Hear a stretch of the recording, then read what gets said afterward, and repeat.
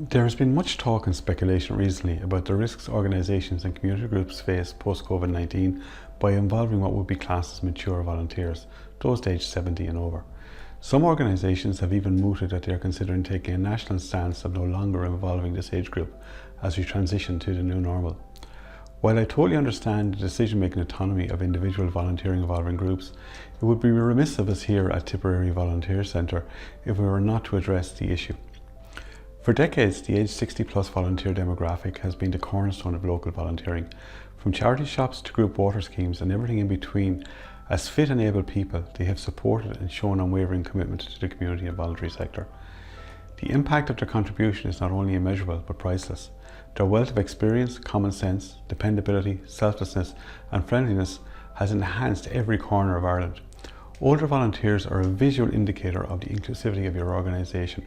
Why would any group consider not involving them? From an organisational standpoint, you would lose their dependability. They are a group who keep their word. You would lose their resilience. This group have lived through some of the toughest times we have faced and are still providing service to their communities. You would lose their commitment. Many older volunteers have fewer commitments than their younger counterparts. That gives them more time to get involved. But most of all, the potential reputational damage to your organisation and its subsequent cause and activities should not be underestimated.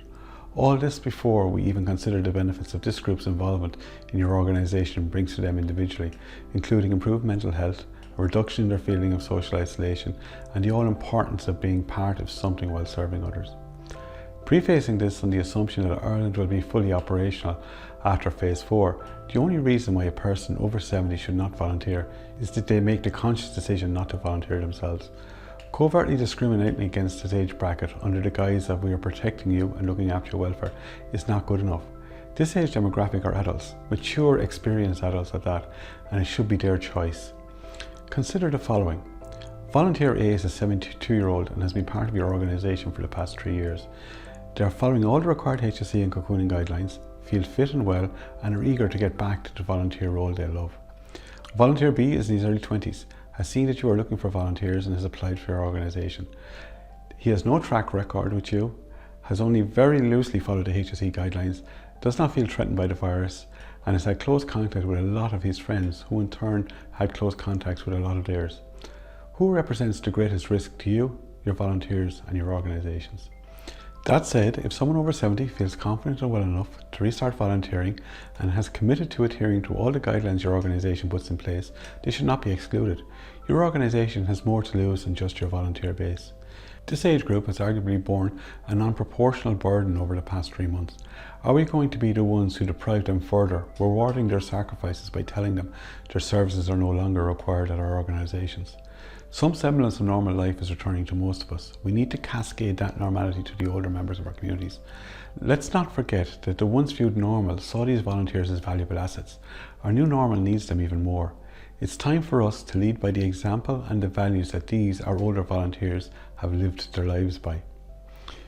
As noted earlier, Tipperary Volunteer Centre has no control or influence over the internal policies or procedures in use at your organisation, but we can advocate for what we believe in, and we believe in the value and impact of inclusive volunteering. As an organisation funded to support volunteering involvement, all we ask is that you and your organisation consider the points we made in this short video. I will leave you with the following quote by Michael Ibrica. "The easiest way out of a problem is a shortcut, but the surest way out of it is a process." If you need assistance with any of your volunteer involvement processes, feel free to contact us here at Tipperary Volunteer Centre. Our details can be found in the description below, along with a link to a downloadable PDF of the content of this video. If you like what we cover in our short videos, please subscribe to our YouTube channel by clicking the little red square in the bottom right hand corner of the screen.